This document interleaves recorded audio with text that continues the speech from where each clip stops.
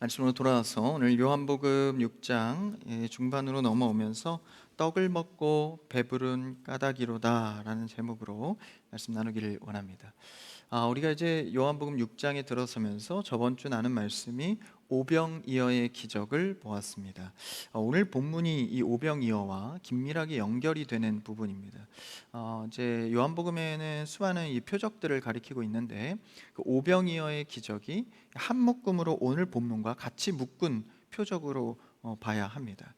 이 오병이어 기적을 베풀기 전에 빌립에게 무리를 어디서 먹일지 질문하시면서 제자들의 이 신앙 상태와 인간적인 한계를 예수님께서 시험하셨습니다. 빌립은 인간적인 계산으로 이 부족함을 고백했고, 이 제자 안드레는 보리떡 5개와 물고기 2마리밖에 없다는 다소 냉소적인 태도로 이 한계를 보였습니다. 어쨌든 두 제자 다 이런 한계 속에서 이 부족함을 보인 것이죠. 그러나 예수님께는 이미 완벽한 해답과 해결책이 있었습니다. 가장 불가능해 보이는 안드레의 이 냉소적인 이 대답을 차용하셔서 풍성한 기적을 보리떡 5개와 물고기 2마리로 제공해 주십니다. 그래서 이 사건이 과거 구약에서 이 광야에서 만나를 주신 사건과 일맥을 하고 있는데, 사람이 떡으로만 사는 것이 아니라 하나님의 말씀으로 은혜로 사는 것임을 깨닫게 해주려는 목적을 갖고 있었습니다. 그러니까 세상 군중들에게 육신의 배부름을 통하여서 한시적인 이 배부름으로 끝나는 것이 아니라 진짜 이 배부름을 제공해 줄 이 바로 예수 그리스도에 대한 이 메시아에 대한 이 스토리를 나타낸 표적이었던 것이죠. 그래서 예수님께서 진짜 주고자 하는 것은 참된 양식은 하늘에서 내려온 자신 예수 그리스도 육체를 주기 위함이라는 것을 가르쳐 주었습니다. 그런데 그곳에 있던 사람들과 제자들은 그 깊이 있는 예수 그리스도의 생명의 참떡의 의미를 알지 못하고 이제 육신을 배불리게 해준 것, 우리에게 채워준 것, 그것에만 심취해 있었던 것이죠. 여기서 한 가지 더 생각해 볼 것은 결국 신앙적으로 우리가 깨닫는다는 것은 이 떡의 문제를 통하여서, 경제적인 문제를 통하여서, 우리가 살아가는 제목들을 통하여서 하나님 안에서 진짜 무엇으로 살아가야 하는지를 깨닫게 한다라는 것이죠. 어쩌면 우리가 사는 이 돈의 문제, 떡의 문제들을 통하여서 주님의 은혜를 더 깊이 알게 하고자 하는 매개물에 불과할 수 있다라는 것이죠. 결국 우리를 채우고 살리시는 이는 먹이시고 입히시는 그리스도께 있다라는 것입니다. 그래서 전혀 불가능한 것 같은 상황 속에서 수만 명의 허기진 백성들이 모두 배불리게 먹게 됩니다. 그런데 문제는 이후에 바로 일어나죠. 기적을 경험한 수많은 인파들이 열광적으로 예수님을 환호하면서 이 주님을 향해서 이 임금 왕으로 모시자는 여론이 생겨나게 됩니다. 지금이야말로 이제 예수님이 임금이 되어서 우리의 정치적 왕으로서 굶주린 것도 이렇게 배부르게 하고, 이 정치권 속에서도 이 로마의 어떤 철권 통치를 물리치고 그렇게 우리를 구원해 주십시오라고 하면서 이 표적을 기적으로 격화시키면서 주님을 세상의 임금을 삼으려 했습니다. 그때 주님께서 이 3가지 조치를 취하는데, 이제 오늘 말씀 직전에 나오는 내용인데요. 첫 번째는 군중을 흩으십니다. 자신의 의도와 맞지 않는 이 그룹을 흩으시죠. 그리고 두 번째는 제자들을 배에 태워서 이 호수 저편 가버나움을 목적해서 가라고 명령하십니다. 그러니까 제자를 도망 보내는 것이 아니라 제자들이 이곳에서 이런 기적을 통해서 어떤 여론에 휩쓸리는 것이 아니라 가야 할 길, 가야 할 목적지, 그것을 명령해서 가버나움으로 보내게 되죠. 근데 예수님은 제자들과 함께 가지 않고 세 번째로 자신은 홀로 산으로 올라가셔서 늘 하시던 대로 습관을 따라 하나님 앞에 기도를 하시게 됩니다. 그래서 오늘 주목해야 할 현장이 바로 제자들이 이 예수님의 명령을 따라서 이 호수 저편 가버나움으로 배를 타고 이동하는 장면입니다. 우리 이번 여름사역 여름성경학교 주제가 또 믿음의 항해인데, 이렇게 배를 타고 예수님과 가다가 풍랑을 만나는 장면이 주된 이 주제입니다. 오늘 말씀이 비슷해 보이는데 사실 다른 장면입니다. 이 여름성경학교에 나오는 내용은 예수님이 같이 타고 갔다가 풍랑을 만나는 장면이고, 오늘 예수님은 기도하느라고 따로 떨어져 있고 제자들만 간 상황이죠. 그러니까 좀 별개 다른 사건입니다. 배 안에 주무시다가 발생한 풍랑과는 다르게 제자들끼리 가다가 이제 풍랑을 만나고 그리고 물 위에서 걸어오시는 예수님을 발견하게 되는 것이죠. 우리가 흔히 이제 바다나 호수에서 이제 배를 타고 가는 장면을 논할 때는 이제 바다는 세상을 뜻합니다. 그래서 세상의 풍조, 가치 기준, 그 위에 신앙이라는 배를 타고, 믿음의 배를 타고 그 위에 서 있는 거죠. 그 장면을 나타내는 것입니다. 그래서 이 믿음의 삶을 세상 속에 어떻게 살아가야 할까? 때로는 풍랑 속에 우리를 집어삼킬 것 같은 세상의 위협도 있고, 예수님이 나와 함께 한다곤 하지만 옆에 없는 것 같기도 하고, 때로는 주무시고 아무 능력도 행하시지 않는 것 같고, 그런 우리네 삶을 이 바다 위에 배를 타고 가는 제자들을 통해서 신앙의 삶을 보여주는 것이죠. 그 당시 호숫가를 오가던 배는 이 동력은 없었습니다. 오직 노와 이 돛체만 의지해서 움직이는 작은 배들이었죠. 제자들은 날이 저물 때 오늘 말씀해 보니까 출발하여 바다 한가운데로 미끄러져 가듯 들어가게 됩니다. 그때 그 가운데에 무시무시한 폭풍우를 만나게 되죠. 당시에 이 디베레 호수 같은 경우에는 이제 산지와 이런 높낮이 차이 때문에 굉장히 큰 이 파도가 많이 일었습니다. 기후 환경 때문에 일어난 이 폭우가 마치 바다와 같다 해서 갈릴리도 이제 호수로도 불리지만 바다로도 워낙 크기 때문에 불린 것이죠. 여기서 우리는 중요한 사실 하나를 발견하게 됩니다. 제자들이 가고 있는 이 뱃길에는 자신들이 계획하거나 의도해서 선택한 길이 아닙니다. 예수님께서 군중을 흩으시고 제자들을 가버나움이나 목적지를 향해서 배에 태워서 가게 한 것이죠. 그러니까 예수님께서 가라고 명령하신 길입니다. 예수님이 가라고 하신 길 속에 제자들이 순종하며 가는데 폭풍우가 일어난 것이죠. 성도 여러분, 이것이 우리의 영적인 현실입니다. 예수님께서 우리에게 요구하시는 것, 믿음의 삶에 발을 뗐을 때 일어나는 일들이 뭔가 좀 순종했더니 행복한 삶, 꽃길을 걸을 것 같지만 그 순종 앞에, 주님이 명령하신 길 앞에 비바람이 불거나 폭풍우가 친다라는 것이죠. 그 모든 것들이 비켜가는 것이 결코 아닙니다. 근데 우리는 신앙적으로 착각합니다. 뭔가 믿음 가운데 하나님의 순종하면 그에 상응하는 보상물이 있을 것이다. 내 생각에 잠겨서 세상의 가치 기준에 좋은 것들을 누릴 것이라 착각하며 발을 나서게 되죠. 근데 생각보다 어려움, 고난, 눈물과 풍랑 가운데 우리가 던져졌을 때 과연 이 순종이 내가 하나님 앞에 잘하고 있는 걸까 의심하기도 합니다. 그렇다면 우리가 영적으로 한 번 더 생각해 보면 오늘 말씀 전에 나왔던 사건이죠. 오병이어의 사건에서는 어떤 위험이 있었습니까? 떡을 먹고 배불러 만족감을 얻어서 기적을 경험한 뒤에 예수님을 왕으로 삼고자 했던 인간의 욕망, 이것이 더 위험일까요? 아니면 오늘 본문에서 예수님의 말씀에 순종해 가다가 거센 폭풍우를 만났을 때 그 위험, 이것이 더 위험일까요? 물리적으로는 당연히 이 풍랑 속에 놓여진 삶이 위험으로 보이지만 사실 하나님의 입장의 영적인 관점으로 본다면 인간의 욕망 속에 하나님이 주신 응답, 기적, 일반 은총 속에서 하나님의 인간의 욕망을 드러내는 것이 사실 더 위험한 상황입니다. 우리도 이런 영적으로 생각하면 정답을 잘 알고 있죠.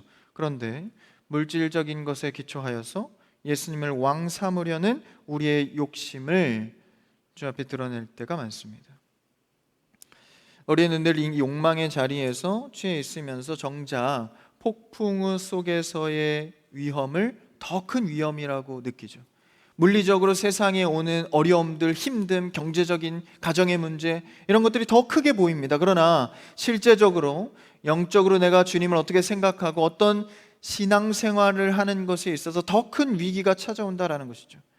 사실 우리가 신앙 가운데 내가 영적으로 잘 하나님 앞에 내 자신을 세우면 어떤 폭풍우 가운데에서도 이길 만한 힘을 얻게 됩니다. 여러분, 육적인 어려움과 풍랑 가운데서 영적으로 바로 서는 여러분 되기를 축원합니다. 그것이 사실 성도가 살아갈 수 있는 비결입니다. 그때 이런 두려움에 취해 있을 때 이 자리에 예수님께서 오늘 오시게 되죠. 그러면서 배에 탄 제자들 중에 바다에서 이제 예수님께서 걸어오는 것을 보게 됩니다. 이 예수님의 등장 전에 우리가 한 가지 알 수 있는 것은 이 배에 탄 제자들이 바다에서 태어나고 또 배의 생리를 누구보다 잘 아는 이 뱃사람들이 몇 명 타 있었습니다. 그러니까 12제자 중에는 이 베드로가 그 중에 대표적이죠. 수많은 어선을 거느릴 정도로 큰 그 조업을 했기 때문에 이 베테랑 뱃사람들이 많았습니다. 그럴 때 이제 풍랑을 만나고 역풍을 만났을 때 어떻게 해야 면할 수 있을지는 너무나도 잘 알고 있었죠. 폭풍을 면할 수 있는 가장 확실한 방법은 무엇일까요? 풍랑이 올 때 가장 확실하게 피할 수 있는 것은 반대길로 가는 것입니다. 그러니까 뚫고 가지 않고 배의 키를 돌려서 다시 원복하는 거예요. 가는 목적보다는 생명이 중요하지 않습니까? 그러니까 그 뱃사람들이 이걸 모를 리 없었습니다. 그래서 뱃머리를 돌려서 출발했던 디베라 쪽으로 다시 돌아가면 그 역풍이 순풍이 되어서 다시 그냥 이 지상으로 옮겨지게 안전하게 도망칠 수 있게 되는 것이죠. 그런데 제자들은 목숨이 왔다 갔다 하는 상황 속에서도 뱃머리를 돌리지 않습니다. 거친 파도와 싸움이 앞으로 나아가죠. 비록 그들의 믿음은 예수님을 진정한 하나님의 아들 메시아로 정확히 알고 있지는 못했지만 겨자씨 같은 작은 믿음이라도 하나님 앞에 순종에 나선 백기를 돌리지 않습니다. 주님이 명하신 방향을 포기하지 않고 일단 가는 것이죠. 우리가 알 수 있는 영적인 원리는요, 신앙생활의 발걸음은 완벽히 알고 가는 게 아니다라는 것입니다. 이 제자들처럼 예수님을 따라다니면서 조금씩 배워가면서 예수님의 형상을 희미하게 알고 있지만 이런 희미한 믿음 속에서도 일단 가는 것이죠. 사실 예수님이 권세를 차지하기에 굉장히 딱 좋은 타이밍입니다. 기적도 어느 정도 행했고 사람들도 수만의 무리가 따라오는 절정의, 사람들 보기에 인기 절정의 상황인 것이죠. 그 딱 좋은 타이밍에 사람들을 흩으시고 이제 풍랑 가운데 제자들을 내몰았단 말이죠. 이해가 되지 않습니다. 그때에 제자들이 뱃머리를 돌릴 법도 한데 그래도 희미하게 갖고 있는 작은 믿음을 통해서 일단 이것을 순종한 목적지로 향하는 것이죠. 신앙은 원래 다 알고 가는 것이 아니다라는 것이죠. 이런 풍랑이 왜 올까? 내가 그래도 순종해 가는데 왜 이런 어려움이 올까? 그러면서 밀려가는 겁니다. 여러분, 어떤 상황에 의문이 들고 신앙에 순종했는데 그만한 대가가 오지 않을 때에도 밀려가듯 신앙에 떠밀려 갈 수 있는 여러분 되기를 축원합니다. 뱃머리를 돌리지 마십시오. 그래도 작은 믿음이라도 가다 보면 주님의 은혜가 무엇인지를 결정적으로 깨닫는 때가 반드시 온다라는 것이죠. 그래서 돌이켜 보면 어쩌다 왔는데 이게 주님의 은혜로 되었구나, 반드시 알게 된다라는 것이죠. 그래서 주님의 은혜로 되는 것을 경험하며 걸어가는 것입니다. 하면서 하는 것이죠. 그러니까 우리가 어떤 명확한 것을 자꾸 다 알고 가려고 하면 힘이 듭니다. 가면서 아는 겁니다. 사실 핑계도 많이 될 수 있죠. 신앙생활 하면서 내가 순종하지 않을 핑계는 훨씬 더 많습니다. 만들면 수백 수천 가지도 만들 수 있죠. 지금 이 상황도 예수님 있는 곳으로 다시 돌아와서 풍랑으로 우리가 죽을 뻔했습니다, 예수님, 이렇게 말하면 그 앞에 누가 정죄할 수 있겠습니까? 목숨이 죽을 위기였다는데, 그런데 참고 믿고 가보면 알게 된다라는 것이죠. 신앙은 결국 내가 그분을 붙드는 싸움인 줄 알았는데 시간이 지나고 보니 주님께서 나를 붙들었다라는 것이죠. 이 풍랑 가운데 내가 뭔가 헤쳐가는 것 같지만 사실은 주님이 나를 이끌어 가신다라는 것입니다. 이 두려움에 떨던 제자들에게 어떤 은혜의 빛이 보입니까? 저 멀리서 뿌옇게 마치 그들의 희미한 믿음처럼 희미하게 예수님이 다가옵니다. 오늘 말씀 19절을 한번 읽어볼까요? 19절 시작. 제자들이 노를 저 12여리쯤 가다가 예수께서 바다 위로 걸어 배에 가까이 오심을 보고 두려워하고는 다른 책에 보니까 제자들이 유령인 줄 알고 무서워 비명을 지릅니다. 주님을 제대로 보지 못할 때 내 환난과 어려움은 더 크게만 보이고 주님이 일하시는데도 불구하고 공포와 두려움이 되는 것이죠. 예수님을 보면 기뻐해야 되는데 영적인 눈이 닫혀 있으면 믿음이 적을 때는 두려움이 더 큽니다. 사실 환난 중에도 일하고 계신 예수님을 알면서도 사실 보이지 않을 때가 있죠. 그때 예수님께서 이렇게 대답하십니다. 20절 한번 읽어볼까요? 그 다음 절 시작. 이르시되 내니 두려워하지 말라 하시되 아멘. 예수님께서요, 내니, 이게 원어 용법으로는 에고 에임인데 하나님의 자기 계십니다. 그러니까 내가 하나님이다 이걸 드러내시는 거거든요. 그러니까 내니 안심하라, 두려워하지 말라 말씀하시죠. 내니 말씀에는 모든 것을 창조하시고 통치하시는 나 하나님이다, 자기 계시를 하고 있는 것이죠. 주님께서 이 배에 함께 오르시자 비로소 바람이 그칩니다. 그러니까 예수님께서 자신이 하나님을 드러내면서 두려워하지 말라 말씀하는 것이죠. 그래서 예수님께서는 제자들에게 모습을 보이시면서 두려워하고 있는 이 작은 믿음에 어려워하고 있는 그들에게 이 은혜의 방편이 무엇인지를 드러내고 계십니다. 그리하여 21절에 예수님께 기뻐하며 영접하며 배에 오르며 이제 풍랑은 그치고 땅에 이르게 됩니다. 21절에 그 내용이 나오죠. 그리고 장면이 바뀌면서 다음 날이 됩니다. 한번 22절 그 다음 절 읽어볼까요? 시작. 이튿날 바다 건너편에 서 있던 무리가 배 한 척 외에 다른 배가 거기 없는 것과 또 어제 예수께서 제자들과 함께 그 배에 오르지 아니하시고 제자들만 가는 것을 보았더니 상황은 그렇습니다. 그러니까 제자들과 예수님은 같이 이제 이 바다 가운데서 만나고 가버나움으로 도착하게 됩니다. 그런데 출발했던 그 이 디베랴 출발지에서 이제 그 수많은 군중들을 흩었지만 일단의 무리들이 거기서 이제 예수님의 발자취를 좀 쫓은 것이죠. 근데 분명히 예수님은 다른 길로 가고 제자들이 먼저 배를 타고 간 것을 보았는데 배 타고 갈 때 그 주변에 배는 아무것도 없었던 것을 이 무리들이 알고 있었습니다. 그러니까 예수님은 건너가지 않았고 제자들만 배를 타고 간 것을 알고 있었죠. 그래서 그들이 모여서 예수님이 안 계시고 제자들도 없는 것을 보고 배를 타고 그들을 따라 가버나움에 가게 됩니다. 한번 그 내용이 24절인데 한번 읽어볼까요? 24절 오늘 보면 시작.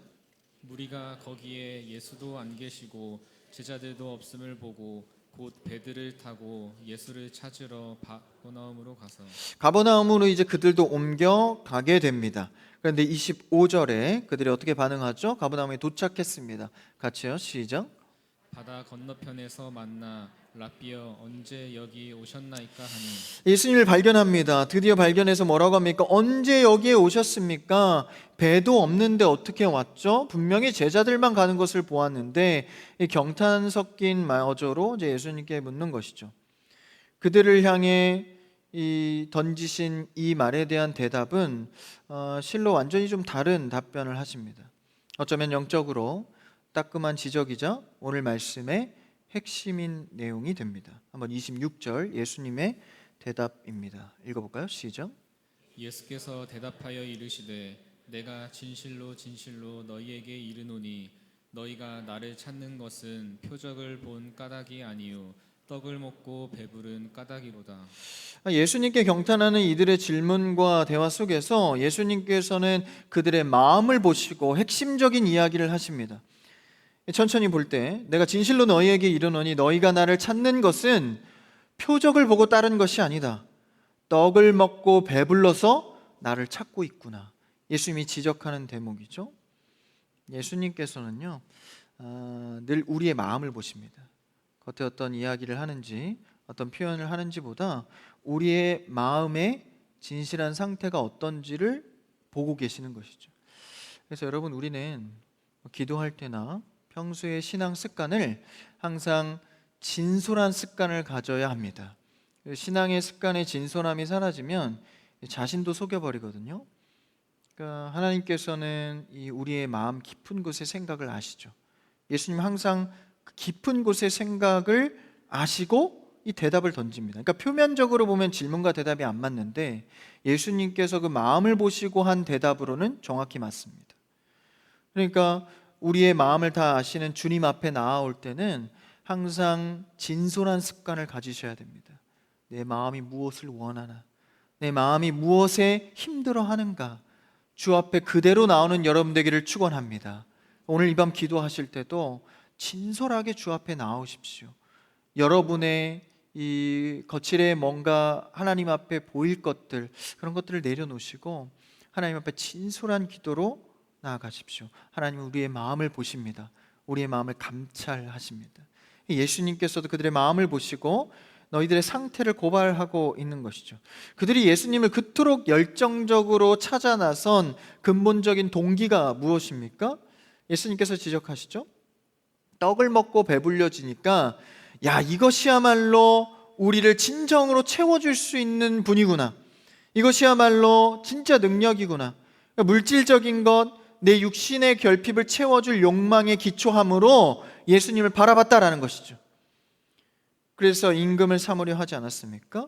저분을 만나면 떡이 나온다. 저분을 만나면 병이 고쳐진다. 저분을 만나면 잘 살 수 있게 될 것이다. 이런 이유 때문에 그토록 예수님을 찾았다라는 것이죠. 오늘날 우리의 신앙 속에서 여러 가지 하나님을 따른다는 고백을 하면서도 내면 한 구석에 슬며시 감추어진 내 종교적 욕망과 내 욕심을 그대로 두고 있는 때가 많습니다. 전혀 다를 바 없는 제자들과 따르는 무리들의 모습인 것이죠. 주님이 베푸신 오병이어의 기적은 단순한 식사 대접이 아니라 그들을 향한 영적인 표적이었습니다. 이 땅의 떡은 먹어도 다시 허기지지만 예수님이 제공한 하늘에서 내려온 참떡 예수 그리스도 자체는 죄의 문제를 해결하고 모든 세상의 가치보다 위에 있으셔서 자유함을, 인생의 자유함을 준다라는 것이죠. 십자가에서 죽으실 구원자이심, 그분을 통하여서 십자가의 은혜가 내 안에 들어오면 모든 영역으로부터 그리스도를 통한 자유함을 얻게 된다라는 것입니다. 그러나 군중도 심지어 제자들도 도리어 마음이 둔하여져서 눈앞의 기적에만 눈이 멀어 영적인 표적의 의미를 따라가지 못했다라는 것이죠. 물질적 이상의 가치, 그것을 보지 못했다라는 것입니다. 그래서 이 표적 속에서 좀 더 깊이 알게 하신 예수님의 의도가 바로 오병이어 기적 이후에 풍랑과 이 도착해서의 사람들과 대화를 통해서 드러내는 것이죠. 제자들은 폭풍우 속에서 바다로 걸어오시는 예수님을 경험하게 됩니다. 이것은 일찍이 이스라엘 백성들을 구약의 홍해를 건너게 해서 구원하는 사건과 맞닿아 있습니다. 새로운 출애굽을 선포하는 것이죠. 여전히 물질적인 삶의 지배를 받았던 그들, 애굽의 시각에서 벗어나 영적인 가나안 땅으로 들어가게 하려는 홍해의 사건, 제자들의 안목을 뛰어넘게 하시려는 주님의 의도 속에 거친 풍랑 가운데 세상에 힘겹게 싸우는 그들에게 바다를 갈라 걸어가게 하시는 것처럼 예수님께서 물 위로 걸어오셔서 세상을 뚫고 걸어오셔서 그 뱃길에서 풍랑을 잠재워서 걸어가게 하는 것이죠. 그래서 예수 그리스도로 풍랑을 지나가게 하는, 그래서 더 이상 세상의 풍조와 육신을 채우는 떡에 연연하지 않고 살아갈 수 있도록. 구약의 백성들은 어떠했죠? 그럼에도 홍해를 건너에도 불구하고 또 애굽을 그리워합니다. 육신의 배가 배부르지 않자, 배부름이 또 꺼지자 또 애굽을 그리워하죠. 하나님의 가치가 또 낮아집니다. 우리는 육신을 가졌기에 오늘도 일상에서 무엇을 먹을까, 무엇을 입을까 염려하며 살아갑니다. 주님도 그 걱정과 염려의 실체를 인정하셨죠. 그러나 중요한 것은 그 염려에 함몰되지 않는 것입니다. 그 염려 가운데 있어도 그리스도가 바다를 가르시는 그분이라 믿는다면 풍랑 속에도 안심하고 뱃머리를 돌리지 않는 것이죠. 정확하게 가버나움으로 전진하는 것입니다. 그들을 향해서 떡을 먹고 배부른 까닭이다. 다시 말하면 너희가 더 달라고 왔구나, 이 말입니다. 그 육신에 채우는 것이 좋아서 그거 한 번 더 체험받고자 왔구나, 이런 말씀을 하는 것입니다. 그러나 예수님께서 바라는 것은 이 체험과 또 오는 결핍을 통해서 진짜가 무엇인지를 발견하라라는 것이죠. 사실 우리가 가짜와 진짜를 구별하는 방법 중에 하나는 이 진짜를 더 명확히 아는 것. 그래서 가짜와 비교했을 때 야, 진짜가 정말 귀한 것이구나를 깨닫는 것입니다. 가짜가 비슷하다고 해서 야, 이것도 가치롭네 따라가는 것이 아니라 야, 이게 진짜가 훨씬 가치로운 것이구나, 가짜의 상대성 비교를 통해서 깨닫게 되는 것이죠. 예수님도 사실 그런 교육을 한 것입니다. 야, 이 먹는 것 나를 통해서 얼마든지 채워줄 수 있어. 근데 진짜 중요한 건 하늘에서 오는 참떡이야. 근데 이제 사람들은 채워준 것에 흥분해서 또 주세요, 또 주세요.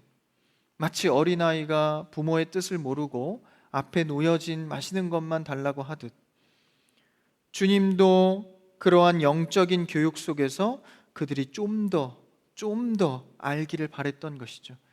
그래서 그들의 영적인 리더가 될 제자들에게 먼저 풍랑의 경험을 통해서 그리스도의 산 참떡, 이 길을 내시는 분, 이 교육을 먼저 하신 것이죠. 그래서 우리는 물질과 경제적인 한계를 통해서 날마다 배워야 합니다. 이것이 누구로부터 공급되고 또 무엇을 통해서 우리가 진정으로 살아갈 수 있는지, 우리를 먹이시고 입히시며 끝까지 책임지시는 창조주 하나님과 그의 아들 전능하신 예수 그리스도를 날마다 의지하는 여러분 되기를 축원합니다. 요즘 여러분의 삶에 거센 폭풍우가 무엇입니까? 여러분, 우린 그 가운데 폭풍음을 잠재워 달라는 기도 이전에 하나님을 더욱 의지하게 해달라는 믿음을 더욱 구해야 합니다. 하나님께서 여전히 그 폭풍우 한가운데 계시며 때로는 없는 것 같아도 물 위를 걸어서라도 우리 가운데 오십니다. 그렇다면 풍랑을 피하여 있는 곳이 안전한 곳이 아니라 풍랑이 있어도 예수 그리스도가 계신 곳, 그곳이 가장 안전한 자리임을 믿으시기를 축원합니다. 그러니까 병상 가운데에서도 예수님을 노래할 수 있다면 안전한 자입니다. 어려운 가운데에서도 그리스도를 다시 의지할 수 있다면 안전한 자입니다. 우리가 그것을 생각할 때 오늘 이 밤 그리스도의 이름을 진솔하게 정말 마음껏 주님을 의지할 수 있는 여러분 되기를 바랍니다. 오병이어의 사건 앞에 인간적인 계산기를 두드리며 예수님께 요청했던 빌립, 냉소적인 반응으로 예수님께 대답했던 안드레, 이 한계를 뛰어넘고 하늘로부터 오는 참된 양식, 그리스도의 방식 가운데 온전히 순종하는 여러분 되기를 바랍니다. 그래서 영적인 무지의 눈이 뜨여져 하나님의 방식대로 순종하고 살아가다가 뱃머리를 올곧게 목적지로 가게 하는 여러분의 삶에 그리스도와 동행하는 은혜가 있기를 주님의 이름으로 축원합니다.